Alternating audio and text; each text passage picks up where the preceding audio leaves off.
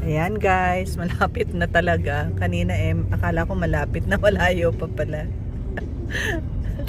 Ayan, malapit na kami sa cabin ng aking anak. Pag dito, ang daming usa dito umaga. Sa umaga.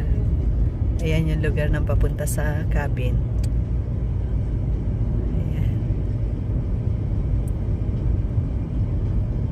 Liliko kami, di ba? Liliko tayo sa kaliwa. Liliko kami sa kaliwa. Bay Shore. Pwede mo na sigurong dalahin yung iyong rito. Pagka Yung iyong bangka. pwede naman. Pwede nang Kaya nga anuhan ko yung i-clear ko yung nandun sa likod para doon yung doon na lang i-park. Yeah.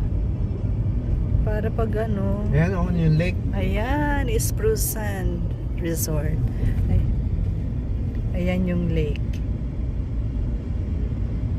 Ayan yung lake, guys. May ice pa. Oo, may yellow pa, guys. Hindi pa pwedeng mag-fishing dyan. Hindi pa, Hindi pa ba open ang fishing? Hindi. Mga May second week pa ng May. Ayan, Dito maganda mag-fishing dito. Ayan. Tignan nyo, may snow pa snow pa yung lake, guys.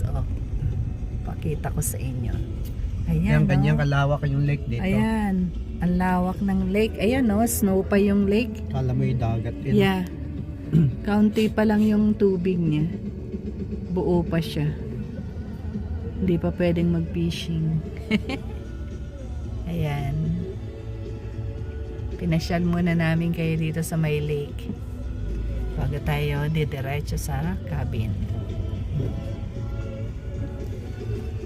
Kala mo yung parang Ayan, tingnan nyo. Kala mo yung parang dagat Oo, ang lawak, ang lapad ng lake dito. Kala mo dagat pero lang siya. Lake lang. Yan, wala kami ditong dagat Lake lang ang amin dito. Sa lugar namin. Walang dagat. Kaya pupunta ka pa ng US para makarating ka sa dagat.